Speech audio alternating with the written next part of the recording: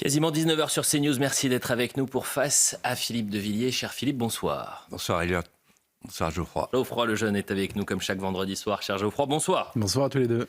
Bon, nos informateurs bien informés ont frappé une nouvelle fois Philippe de Villiers. Et là, il faut dire que c'est peut-être l'une des images des informateurs bien informés depuis que les informateurs bien informés nous abreuvent d'images et de séquences. Parce que là, toute la France l'a déjà vu quand même. Comment ? Toute la France l'a déjà vu, cette image. Bah oui, mais on n'a pas eu le temps d'en discuter avec le principal intéressé tout de même, puisque cette image, elle date de dimanche dernier. Une image massivement relayée ces derniers jours, fruit de retrouvailles entre Bruno Retailleau et vous. Alors on va la découvrir ensemble. Dimanche dernier, c'était au départ du Vendée Globe, Philippe de Villiers. Alors, sans rentrer dans le secret de vos conversations, racontez-nous, Philippe de Villiers, parce que beaucoup ont été émus de vous voir tous les deux ensemble. Regardez, on vous voit échanger quelques mots. On a failli sous-titrer, hein. Appeler des spécialistes pour savoir exactement ce qui s'était dit. Mais au-delà de l'échange. Voilà. C'est la bière, on dit. Non, labial. Labial, exactement. Oui. Bon, alors, racontez-nous. Ben, écoutez, on s'est retrouvés sur les pontons du Vendée Globe, comme le 29 novembre 1989, quand on a lancé le premier Vendée Globe. Et là, on est en train d'évoquer, en fait, les accusations dans la presse, en 1989, notamment de la gauche socialiste, qui disait « criminel, c'est une course dangereuse ». Et nous, on était des marins d'eau douce. Et donc, on se disait peut-être qu'ils ont raison. Voilà. Et c'était la 10e édition, donc voilà, on a évoqué nos bons souvenirs.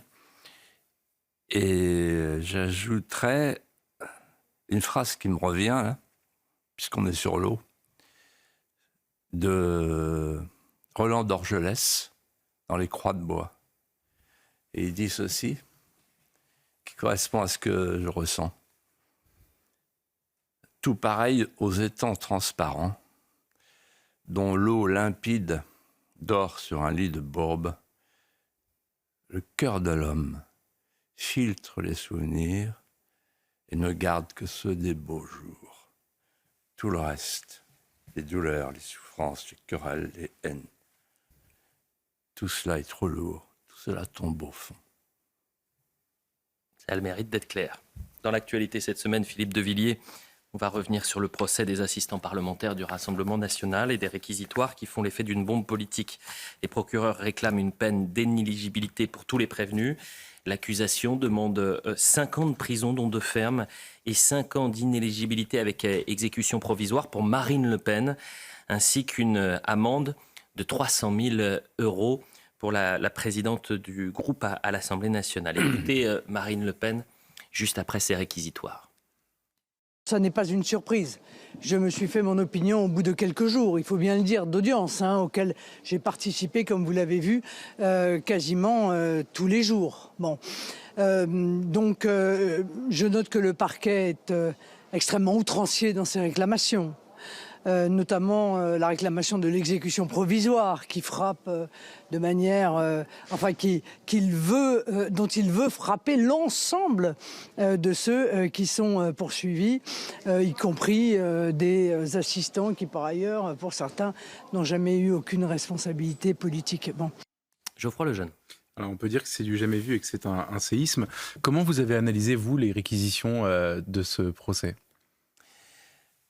Je pense que dans mon livre, j'ai écrit un chapitre qui s'appelle « La République des juges ». Nous y sommes. La République des juges. Ils ont pris le pouvoir. Comment qualifier ce réquisitoire ? C'est un règlement de compte. Pourquoi ? Pourquoi je parle de la République des juges, d'abord ? Parce que la République des juges, c'est quand les juges prennent leur autonomie. Dans le droit français, dans le droit constitutionnel français, il y a 2 pouvoirs, le pouvoir législatif, le pouvoir exécutif, et une autorité judiciaire. Or là, les juges ont violé la séparation des pouvoirs. Alors d'abord, c'est un réquisitoire qui est visiblement, spectaculairement inéquitable. Qu'est-ce que c'est l'inéquité? C'est quand il y a 2 poids, 2 mesures. 2 poids, 2 mesures. François Bayrou, qui était dans la même situation, a été relaxé. Pourquoi? Parce qu'il fait partie du système. Ensuite, 2 poids, 2 mesures. Un OQTF, on n'arrive pas à le mettre en prison. Et là, on s'apprête à prononcer une peine de prison. 5 ans. Donc 2 poids, 2 mesures. Le laxisme d'un côté et le délire de fermeté pour Marine Le Pen. Et ensuite et surtout, c'est la fameuse mesure de l'exécution provisoire. Cette mesure de l'exécution provisoire, qui n'est prévue que pour les cas très rares de récidive, les dangers de récidive et qui touchent à l'ordre public, on applique cette mesure de l'exécution provisoire qui revient à annuler, à anéantir l'appel. Or, il faut que les Français qui nous regardent sachent qu'un jour, Saint-Louis a décidé d'aller rendre la justice sous son chêne, pas pour le plaisir de rendre la justice, mais parce qu'il voulait qu'il y ait une cour d'appel, incarnée par le roi de France, pour ces sujets, pour faire appel des jugements des cours seigneuriales. Ça s'appelait les plaies de la porte. Et donc là, on a l'anéantissement, pour une femme politique de premier plan, de toute forme d'appel. Ça ne sert plus à rien de faire appel. Ensuite, c'est un réquisitoire, pour répondre à votre question, qui est infamant. Pourquoi il est infamant? Parce que sur tous les plateaux de télévision, on entend détournement de fonds, emploi fictif, ils s'en sont mis plein les poches. C'est scandaleux. Quand on regarde le dossier de près, quand on a l'expérience de la vie politique, on sait ce qui s'est passé. Il n'y a pas un centime d'argent qui est allé dans la poche des assistants parlementaires ou de Marine Le Pen. Il n'y a aucun enrichissement personnel. Il y a simplement une question qui a été débattue au cœur du débat judiciaire. C'est même pas le travail des assistants parlementaires. Ils ont travaillé. C'est pas la question. C'est la nature de leur travail. C'est-à-dire que la question est la suivante. Ou bien les assistants sont les employés du Parlement européen, ou bien les assistants sont les collaborateurs des députés. Voilà la question de fond. On est loin de l'infamie. Et cette peine très lourde, complètement disproportionnée, signifie qu'on veut mettre au front de Marine Le Pen une tâche d'infamie. Enfin et surtout, c'est bien évidemment un réquisitoire politique, idéologique. Par ces temps du trotskisme d'atmosphère au syndicat de la magistrature, et l'homme qui vous parle a eu le privilège d'avoir son nom sur le mur des cons. Donc je sais ce que c'est que le syndicat de la magistrature. Il est évident que la justice aujourd'hui est politisée, en tout cas celle-là, et que cette République des juges, elle ne travaille pas pour elle-même. Elle travaille pour le système. C'est quoi le système? C'est toute une société de connivence qui veut faire disparaître la France, qui installe en France l'insécurité, l'immigration invasive et qui ne tolère pas qu'il y ait quelques personnes encore debout, les derniers des Mohicans, et qui disent non, on ne veut pas. Et pour conclure, je vous dirais ceci. Les hommes politiques sont comme Zadig, c'est Zadig de Voltaire qui entend parler du tremblement de terre de Lisbonne en 1755 et qui ne mesure pas du tout la portée du tremblement de terre, sauf quand il voit que Lisbonne est en ruine. Les hommes politiques qui croient qu'ils sont épargnés là. Mais tous ceux qui sont dans le système ou à la périphérie du système, ils vont comprendre très vite quelle est la portée de ce tremblement de terre. c'est la réplique de 2005. C'est la réplique du référendum de 2005. En 2005, le peuple s'est prononcé et la classe dirigeante a fait tout autre chose. Le peuple n'a pas voulu d'une constitution européenne fédérale et avec le traité de Lisbonne, on a fait quand même. Et c'est symbolique. Et beaucoup de politologues l'ont souligné.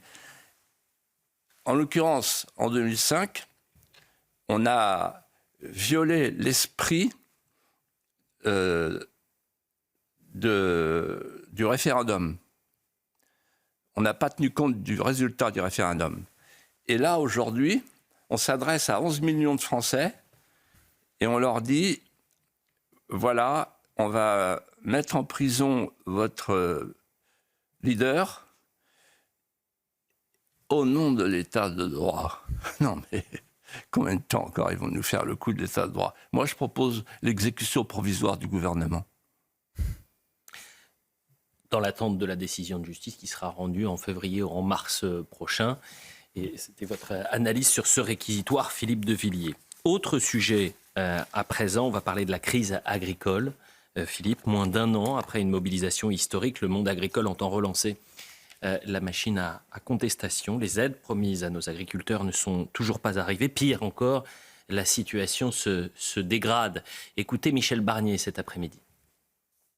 Le projet de loi d'orientation sur la souveraineté a été suspendu. On repart d'une plage blanche. Non, on ne repart pas d'une plage blanche. Heureusement, cette vision, il y a une politique agricole qui va être remise à plat au niveau européen et nous devons être très vigilants, y compris en nous opposant à des accords commerciaux comme celui du Mercosur. Et puis il y a une loi d'orientation agricole qui était déjà en discussion au Sénat, que nous allons reprendre conformément à nos engagements. C'est une promesse tenue. Toutes les promesses faites aux agriculteurs qui ont manifesté en début d'année seront respectées. Geoffroy Lejeune.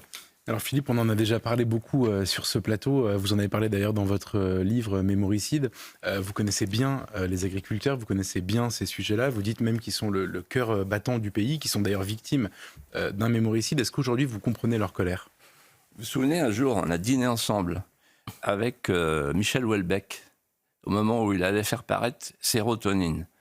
Et il nous avait dit, vous en parlez aussi dans le livre d'ailleurs.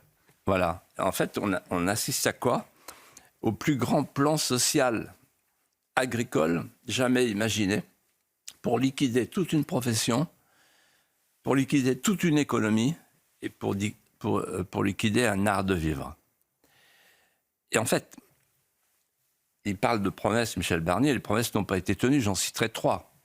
Trois promesses qui ont été faites par M. Attal à l'époque. Première promesse, ça concerne l'Ukraine. Les importations ukrainiennes continuent, à ma connaissance. Deuxième promesse, on va arrêter les traités de libre-échange. Parce qu'il n'y a pas que le Mercosur, il y en a d'autres derrière, en préparation. Ça continue. La Commission, elle, n'entend rien de ce que les peuples voudraient faire entendre. Et puis troisièmement, le pacte vert, qui est un plan de décroissance avec 10% de jachère. Ça continue comme avant.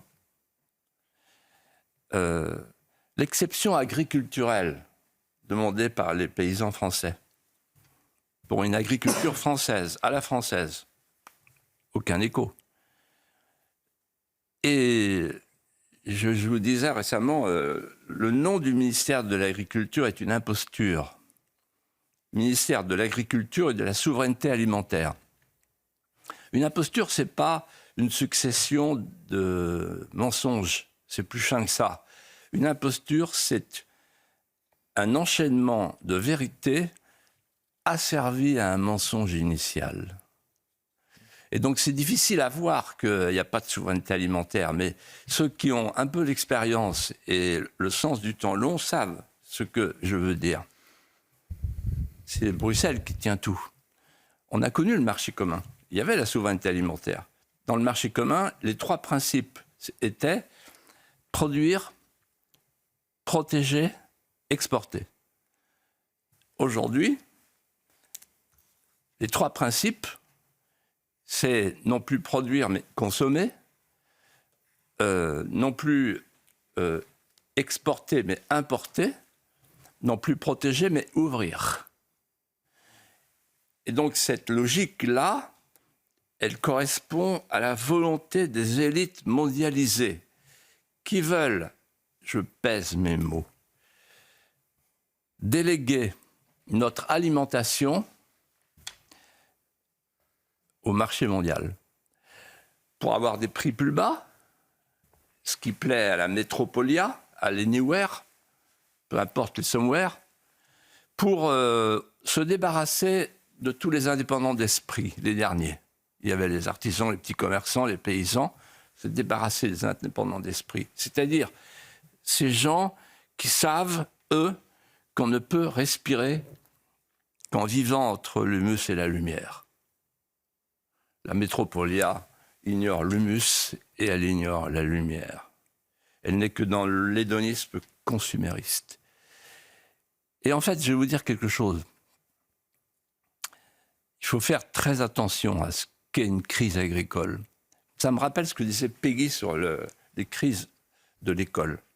Péguy disait, c'est fabuleux, l'anticipation de Péguy. Il disait, une crise de l'école, ce n'est pas une crise de l'école, c'est une crise de la société, c'est une crise de civilisation. Ben, je dirais la même chose d'une crise agricole. La crise agricole que nous vivons, c'est la crise d'un petit peuple de parias qui ne veut pas mourir. C'est en fait une crise de civilisation. Pourquoi ? Parce que c'est la pointe diamantée du peuple historique français qui tient à la terre, qui tient le territoire. C'est tout ce qui nous reste. Et ils vont disparaître. C'est le plus grand de tous les mémoricides. Vous l'avez abordé rapidement, mais vous avez parlé de Bruxelles, alors que la Commission européenne met toute son énergie, Philippe de Villiers, pour accélérer la signature des accords de libre-échange, les fameux accords du Mercosur. Que signifie, selon vous, cet accord, Philippe de Villiers ? Alors, l'accord du Mercosur, à la lumière de ce que je viens de dire, sur le plan social, il cadre parfaitement. D'abord, c'est un accord incohérent. Pourquoi il est incohérent ? Parce que d'un côté, depuis des années, on demande à nos paysans des efforts parfois surhumains, mais justifiés, au nom de la santé publique. Des efforts pour ne pas utiliser les substances actives phytosanitaires, etc., le fipronil, l'imidaclopride, je sais de quoi je parle parce que j'ai fait un livre sur les abeilles. Et les paysans français ont fait des efforts considérables depuis plusieurs années pour avoir des produits propres. Et en même temps, le mot est de circonstance, on va faire rentrer en Europe des produits qui ne respectent pas du tout les mêmes normes. C'est-à-dire la volaille brésilienne, dopée aux antibiotiques et aux activateurs de croissance. Le bœuf argentin aux hormones et le maïs avec toutes sortes de produits qu'on ne peut pas contrôler parce qu'il n'y a pas la traçabilité exigée des paysans français par ailleurs. Donc c'est l'incohérence totale. On fait d'une main ce qu'on défait de l'autre. Mais ça va plus loin, je dirais, c'est un accord qui est complètement déséquilibré. Et ceux qui nous écoutent, qui ne sont pas forcément des paysans, vont comprendre tout de suite, avec une image. Une ferme moyenne en France, d'après ce que j'ai compris, c'est 69 hectares. Une ferme au Mato Grosso, c'est 500 000 hectares parfois. Donc les coûts de production ne sont pas les mêmes, donc les prix ne sont pas les mêmes, la dépense n'est pas du tout la même. Donc la souplesse pour le prix de vente n'est pas du tout la même. Et ensuite, les quantités déversées en France et en Europe sont considérables. Je crois que c'est 99 000 tonnes pour la volaille, non, pour la vente de bœuf et 180 000 tonnes pour la volaille. Donc on va être complètement submergé. Mais surtout, ce que je voudrais dire, c'est que c'est un accord d'une portée symbolique remarquable. D'une part, parce qu'il montre que malgré la démarche de ce pauvre monsieur Barnier qui est allé, comme les bourgeois de Calais, les clés à la main, voir les commissaires pour leur dire une seconde, monsieur le beau. Et il s'est fait envoyer balayer. Parce que la commission de Bruxelles, elle fait ce qu'elle veut. Et je vais vous le prouver. Pourquoi je parle de portée symbolique? Parce que, en fait, qu'est-ce qui est en train de trafiquer la commission? Elle décompose, elle fait comme pour le CETA, elle décompose l'accord en 2 parties. La partie commerciale qui va être, comment dirais-je, qui va intervenir et s'appliquer sans l'intervention des États, sans la ratification des États. Et ensuite, la deuxième partie sera l'accord cadre qui, lui, sera soumis à la majorité qualifiée. Tiens. À ceux qui nous regardent et qui ne savent pas ce que c'est que la souveraineté, j'offre ce petit apologue. En effet, la souveraineté, ça s'appelle le droit de veto. Le droit de veto, c'est quand M. Macron dit « Ah non, là on ne peut pas. Non possumus. Je suis souverain. » C'est un intérêt vital pour moi. Le droit de veto, intérêt vital. Mais quand vous n'avez plus le droit de veto, que vous êtes obligé de faire la salle pour aller chercher les Autrichiens par-ci, les Luxembourgeois par-là, vous n'êtes plus souverain. Vous n'avez plus la souveraineté alimentaire, CQFD. Et ce n'est pas la peine d'appeler votre ministère le ministère de l'Agriculture et de la souveraineté alimentaire. Comme disait Solzhenitsyn, arrêtez de mentir. La publicité, on revient dans un instant. On a énormément de choses à traiter ensemble juste après la publicité. Une courte pause et on se retrouve pour la deuxième partie de Face à Philippe de Villiers. Et à tout de suite.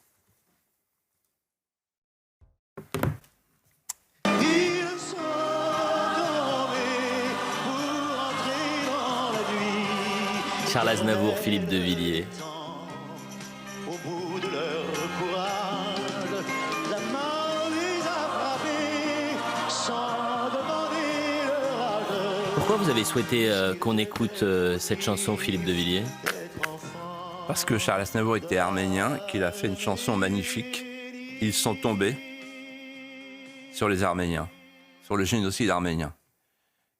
Et cette chanson, elle est de circonstance au moment où se déroule la conférence de Bakou, qui est un scandale absolu. Parce que l'Azerbaïdjan, vous l'avez dit, accueille la conférence sur le climat, la fameuse COP29. La ministre de la Transition écologique française, Agnès Pannier-Runacher, a décidé qu'elle ne se rendrait pas sur place. Idem pour le président de la République. Tout cela sur fond de crise diplomatique entre la France et l'Azerbaïdjan. Vous avez dit cette conférence qui se tient en Azerbaïdjan est un scandale absolu. Pourquoi, Philippe de Villiers? Parce que il y a quelqu'un qui l'a dit avant moi, c'est François-Xavier Bellamy, qui était un grand ami de l'Arménie et que je salue au passage. Il a dit que c'est un scandale absolu. Pourquoi? Parce que la communauté internationale passe ainsi l'éponge sur une épuration ethnique concernant 120 000 Arméniens qui habitaient le Haut-Karabakh depuis 2500 ans et qui ont été chassés de leurs terres ancestrales et qui sont aujourd'hui des réfugiés de nulle part. Au moment même où on sait, il ne s'en cache pas, que le président de l'Azerbaïdjan continue à menacer l'Arménie, qui est un pays en sursis. L'Arménie, la petite sœur qui meurt, comme disait Anatole France, la petite sœur de l'Orient. L'Anatole France, la petite sœur de la France, qui est là-bas, en Orient. L'Union européenne s'est elle-même déshonorée pour la 2e fois. Il faut que les Français le sachent. Puisque l'envoyé spécial Charles Michel, qui n'en rate pas une, a félicité, congratulé le président Aliyev, président de l'Azerbaïdjan, en saluant son courage d'avoir organisé cette conférence sur le climat. petite parenthèse, conférence sur le climat organisée par un pays qui fait son beurre sur le gaz et le pétrole. Donc on est dans l'incohérence totale. C'était une clownerie. Donc Charles Michel il dit « Vous êtes courageux, Monsieur le Président ». Et ça rappelle la première occasion de se déshonorer qui avait été choisie par l'impératrice von der Leyen, qui est allée en personne signer le 18 juillet 2022, je le rappelle, un accord gazier pour avoir un gaz pas cher. Tout ça est d'ailleurs une hypocrisie sans nom, puisque, écoutez bien ce que je vais vous dire, donc l'Union européenne boycotte le gaz russe et conclut un accord pour obtenir du gaz azéri, qui est en fait du gaz russe acheté par l'Azerbaïdjan. Et alors la France, elle a fait la politique de la chaise vide. Et une fois n'est pas coutume, je salue le président Macron. Et la ministre qui était en partance et qui a refait ses bagages. Parce que l'autre, il nous insulte, tout en envoyant des troupes là-bas en Nouvelle-Calédonie et des moyens pour nous déstabiliser sur notre territoire. Mais la France doit faire plus. Parce que la petite sœur de l'Orient, sans la France, elle n'est plus rien. En fait, il n'y a plus personne qui la défend. La France, elle doit exiger de Bruxelles la suspension de l'accord gazier. Elle doit ensuite exiger le rapatriement des 120 000 Arméniens chez eux dans le Haut-Karabakh. Et elle doit veiller à l'intégrité de l'Arménie. Vous sentez bien que il y a de la passion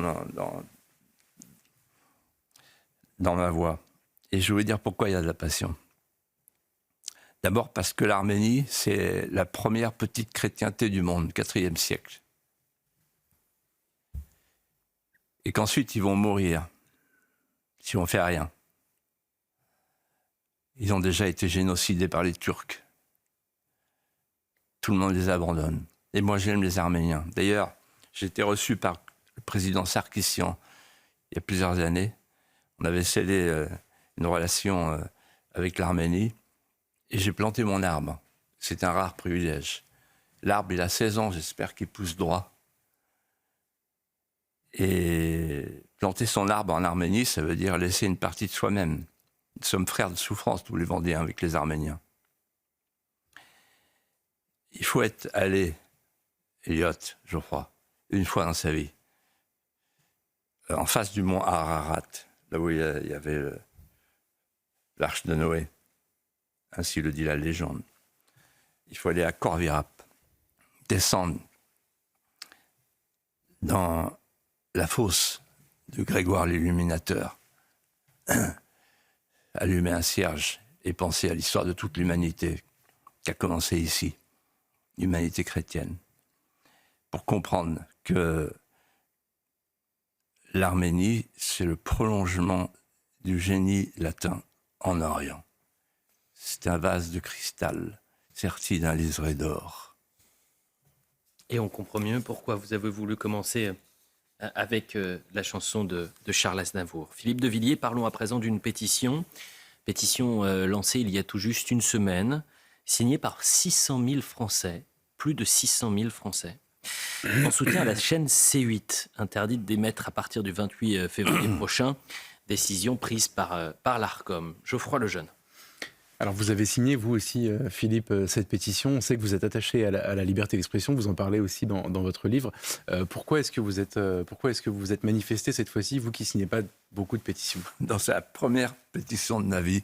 C'est la première pétition que vous signez? Oui. Vous savez pourquoi? Ah bah non, allez-y. Parce que je ne suis pas un sans-culotte. Enfin, vous êtes très jeune. Hein, non, mais pour moi, pétitionnaire sans culotte, c'est trop facile quand on signe une pétition. Mais là, c'est important. Pourquoi? Parce que si tous les gens qui nous regardent et qui nous écoutent, ces news européens, signent, c'est un signal que nous envoyons au nom de la liberté d'expression. Et si vous me permettez, j'interviendrai à 2 titres sur cette question de C8. Après avoir dit quand même que c'est une chose inouïe de voir une chaîne de télévision qui n'aura plus son autorisation d'émettre. C'est une chose inouïe, inédite. Et je sais de quoi je parle, parce que le premier titre, c'est co-rédacteur de la loi du 30 décembre 1986, avec François Léotard et sous la férule de Jacques Chirac et Édouard Balladur. 1986, c'est la privatisation de l'ORTF.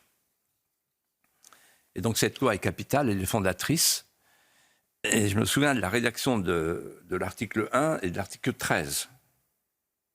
L'article 1 dit « La liberté de la communication ne souffre pas de limites, sauf les contraintes de la défense nationale. »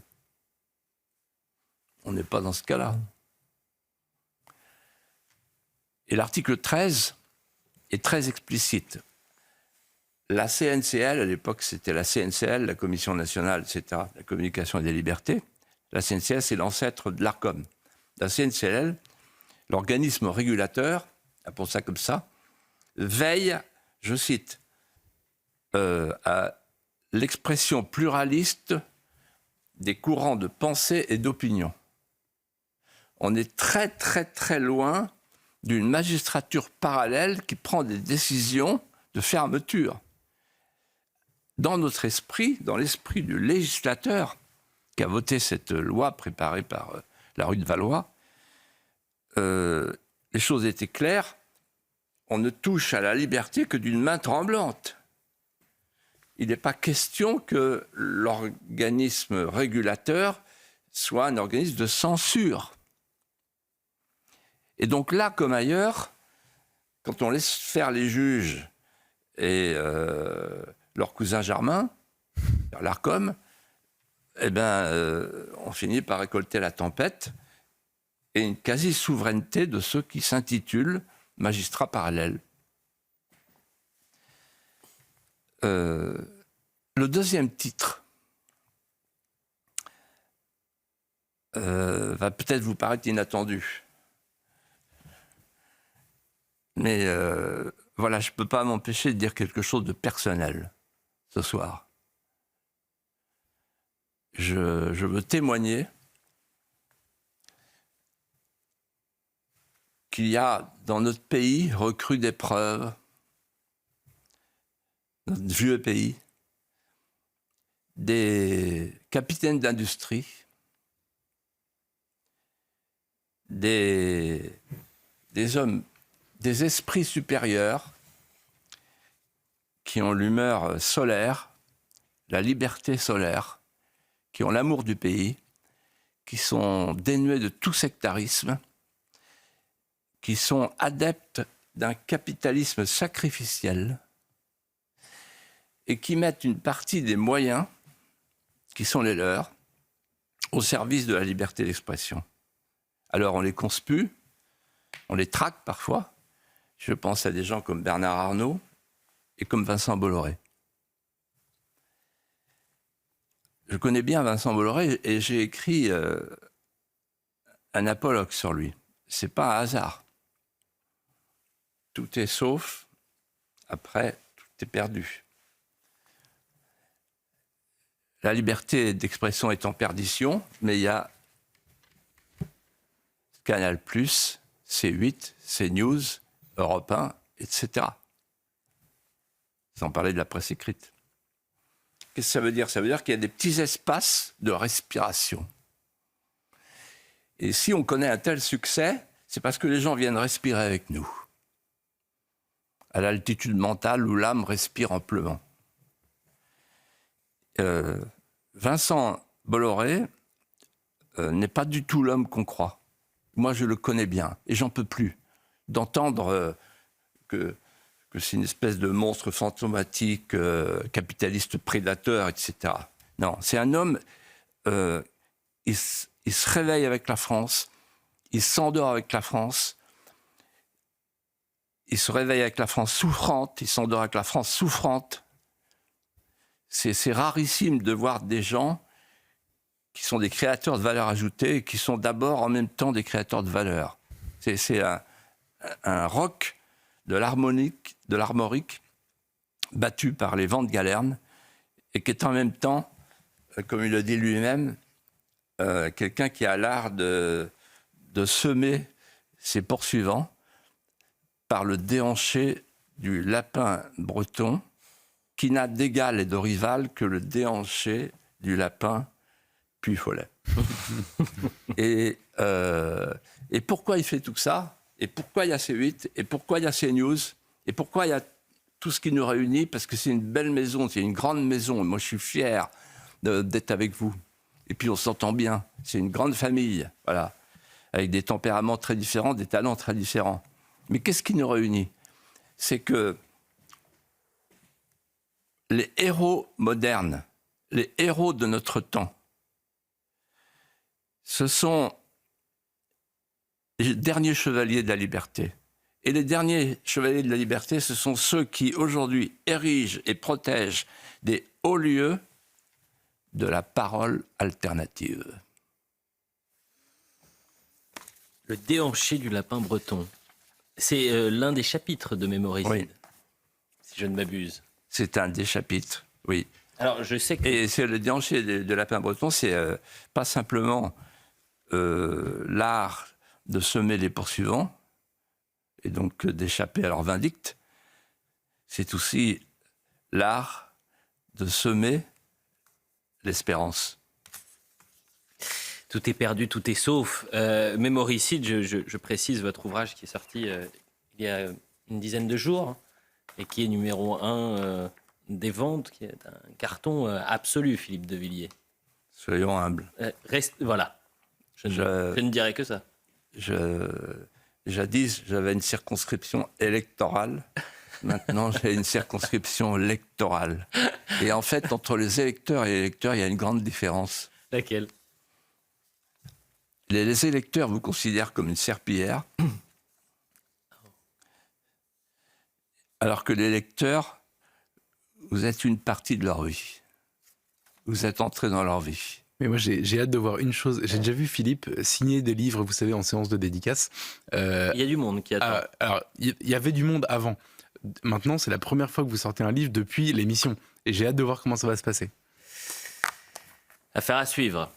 Peut-être qu'on pourrait voir ça. C'est vrai, je serais curieux de voir. Et quand on a écrit plusieurs livres, oui, beaucoup de gens qui viennent pour la signature vous disent à l'oreille, en se penchant comme s'ils étaient seuls.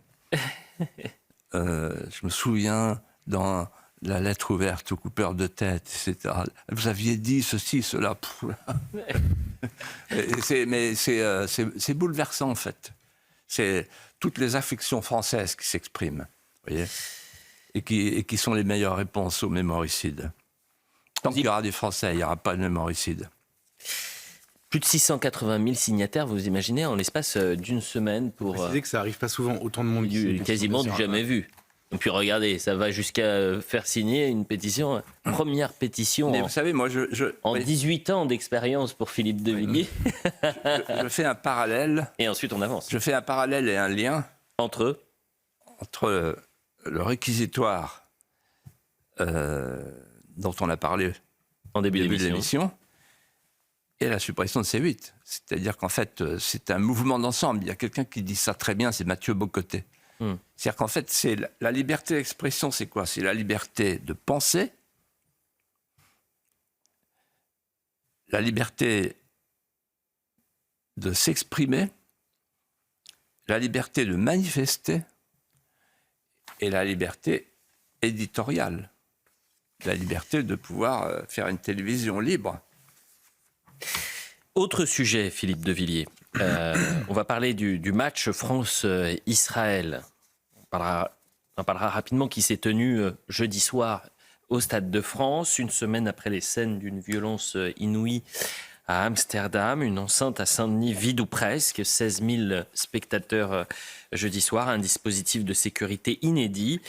La France n'a pas fait le choix de la Belgique, c'est-à-dire de délocaliser la rencontre, refusant d'accueillir l'équipe d'Israël. Mais pour autant, que signifient selon vous les énormes précautions prises par les autorités françaises, Philippe de Villiers ? Je vais tout de suite dire ce qui m'a frappé en regardant la télévision. C'est le rapprochement de deux images. Le Bataclan, il y a 9 ans, c'est l'anniversaire. Et le Stade de France, aujourd'hui. Et je me disais, voilà, rien n'a changé en fait. Ils n'ont rien compris. Tout le monde se tait, tout le monde tourne autour, mais personne ne veut rien dire. Or, il y a un lien entre les deux. Il ne s'est rien passé. On a fait des marches blanches, on a mis des cierges, mais surtout, on ne dit rien.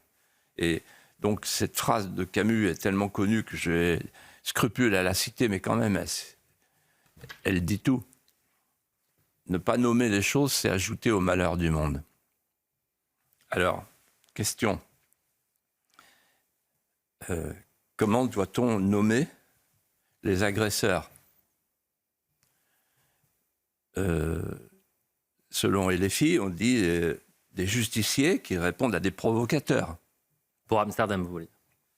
C'est ce qu'on a dit. C'est ce qu'ils ont dit.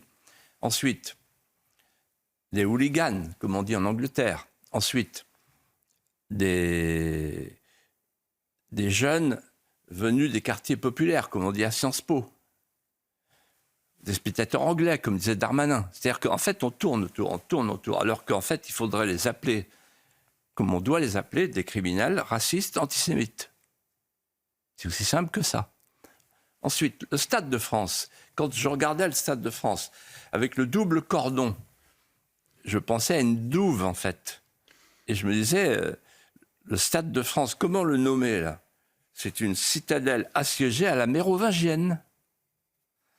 Et donc, on ne peut pas ne pas penser aux mots de l'ancien ministre de l'Intérieur, Gérard Collomb, qui disait on va passer bientôt, on y est, du côte à côte au face à face. Parce que pour tenir un match, alors on avait un match, c'était lunaire le match, entre les mercenaires et les joueurs d'Israël. Beaucoup de gens ont coupé d'ailleurs. Bon. Et le Stade de France est-il encore en France ? La Seine-Saint-Denis est-elle encore en France ? La France est-elle encore en France ? Voilà les questions qu'on peut se poser. Et puis, il y a une autre question. J'ai lu des papiers sur l'antisémitisme. Et on dit qu'il y a plusieurs variétés d'antisémitisme. Ah bon ? Ah oui. Il y a plusieurs variétés d'antisémitisme à gauche, oui. C'est-à-dire que le nouvel antisémitisme, il faut le qualifier. Comme l'ont fait Taguieff, Bensoussan, c'est-à-dire en fait c'est l'immigration invasive, c'est les nouveaux quartiers souverains et c'est la contre-société islamique. Et j'arrive à la question essentielle. Vous étiez... Non, vous n'étiez pas au stade ? Jeudi soir ? Oui. Bien sûr que si. Bon. Alors, vous avez vu les personnalités ? J'étais loin de la tribune présidentielle. C'était impressionnant. Ils étaient tous un homme là. Du peuple, Philippe de Villiers. Oui, ils étaient tous là. Pas peuple. Ils étaient tous là. Oui. Bon. Et moi, je me suis dit la chose suivante. Ces gens-là, ces personnalités, il n'y a pas longtemps, au mois de juin, ils échangeaient le poivre et le sel avec LFI. Ils se sont alliés pour gagner les élections, pour faire barrage. Ils ont fait le Front républicain. Et voilà qu'en fait, ils ont accompagné dans les urnes ce qu'ils dénoncent aujourd'hui dans un stade. Alors, il y a une expression à la buvette où vous êtes allé, que vous n'utiliserez pas, mais moi, que j'ai entendu de loin. Allez-y. Faux cul. Une buvette toujours avec modération. Philippe de Villiers, cette semaine, on a commémoré évidemment le 11 novembre. dans un contexte où, on l'a découvert ces dernières heures, les noms des soldats morts pour la France ont été saccagés, nous apprend le Figaro, sur le monument aux morts de Gradignan il y a un mois. Vous avez le tweet également de Marion Maréchal, profondément attristée par la dégradation du monument aux morts de Gradignan. Qui peut oser faire une chose pareille, se questionne-t-elle, dans un contexte également où, selon certains sondages, un Français sur deux ignore que c'est ce qu'est la commémoration de l'armistice du 11 novembre 1918. Et je me suis dit que j'allais vous poser cette question, Philippe de Villiers. Après tout, à quoi sert-il de se souvenir ? À quoi sert-il de se souvenir ? Je vais vous répondre. Aujourd'hui, en fait, on a vraiment changé d'époque. Du temps de nos pères, l'homme savait qu'il faisait l'histoire et il savait quelle histoire il faisait. Il avait le goût, l'instinct du temps long. Avec l'ablation de la mémoire, depuis l'abolition du roman national, l'homme sait qu'il fait l'histoire, mais il ne sait pas quelle histoire il fait. C'est le mot de Raymond Aron. Et avec le mémoricide, le stade d'après, où nous sommes, ou presque, l'homme ne sait plus qu'il fait l'histoire et il ne sait plus quelle histoire il fait.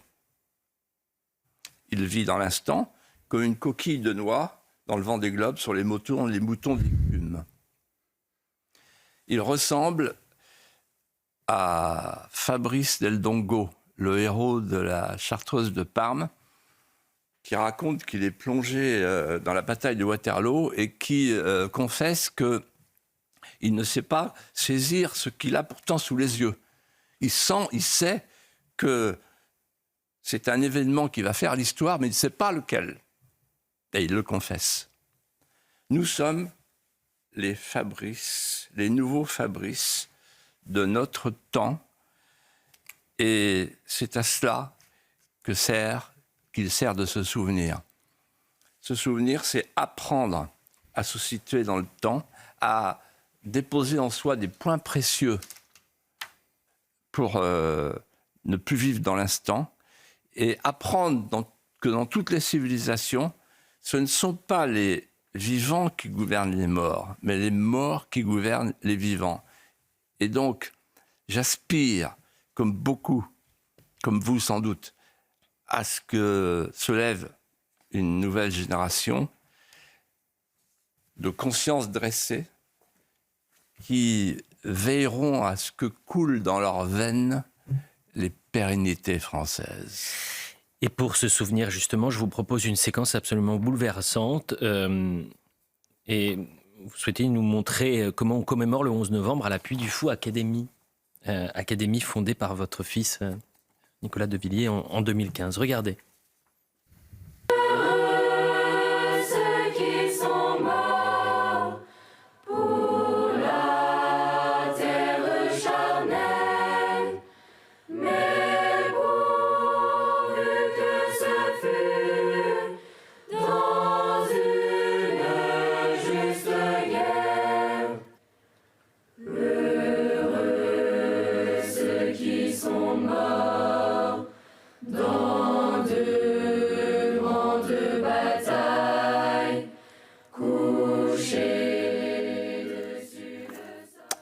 Geoffroy Lejeune.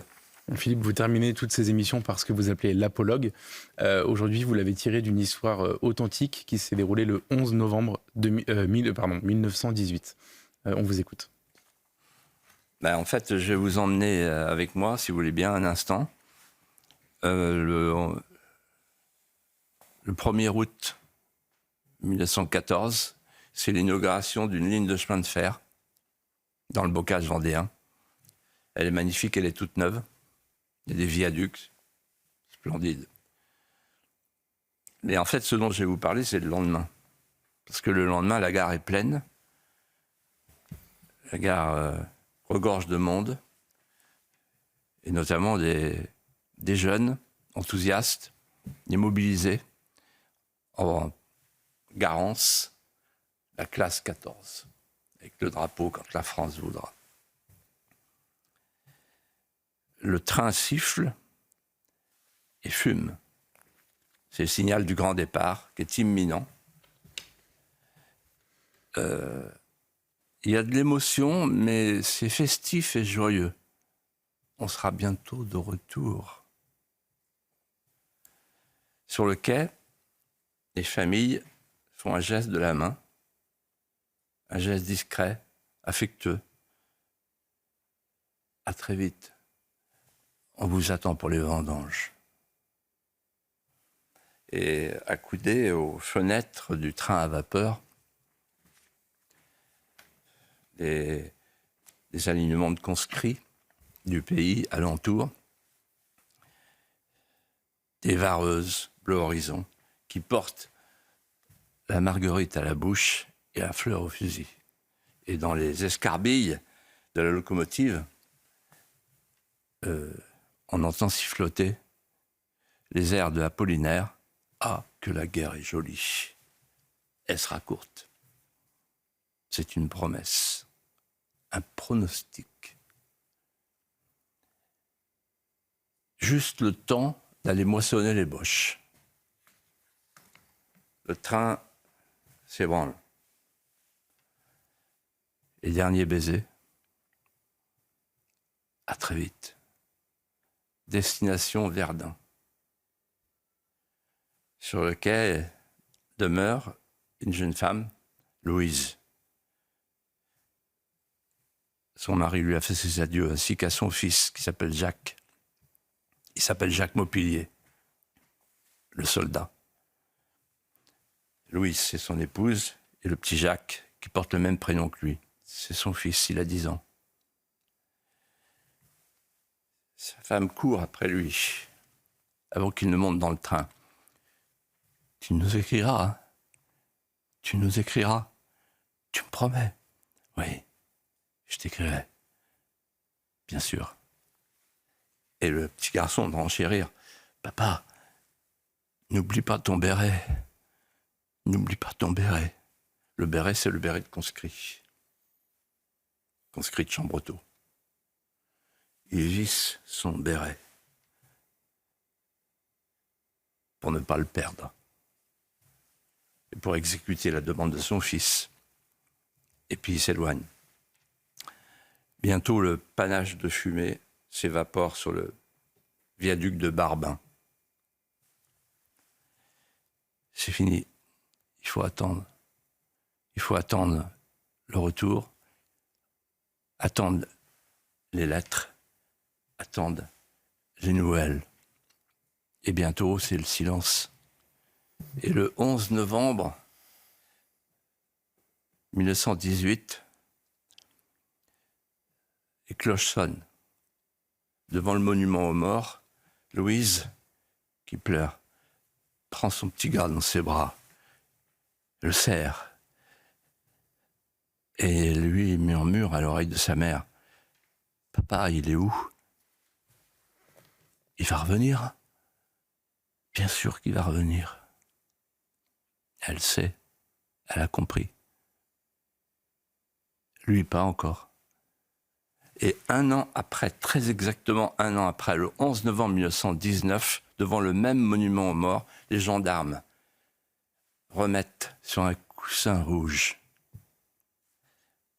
le dernier vestige retrouvé de son mari, un béret, le béret défraîchi de conscrits, récupéré dans la tranchée des baïonnettes. Alors, Louise serre le béret contre son cœur, puis elle le donne à son fils, Jacques. Et là, la musique entonne la fanfare de Robert Bruce.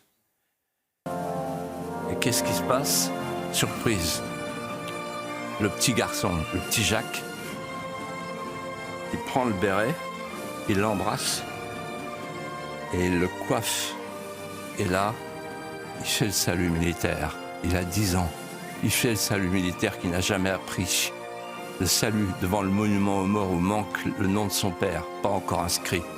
Il fait le salut militaire, comme pour dire à son père, « Papa, tiens bon. L'arrière tient bon. Tout est perdu. Tout est sauf. » Un grand merci Philippe de Villiers. Tout est perdu, tout est sauf. Merci Geoffroy Lejeune. On se retrouve la semaine prochaine. Merci à tous les deux.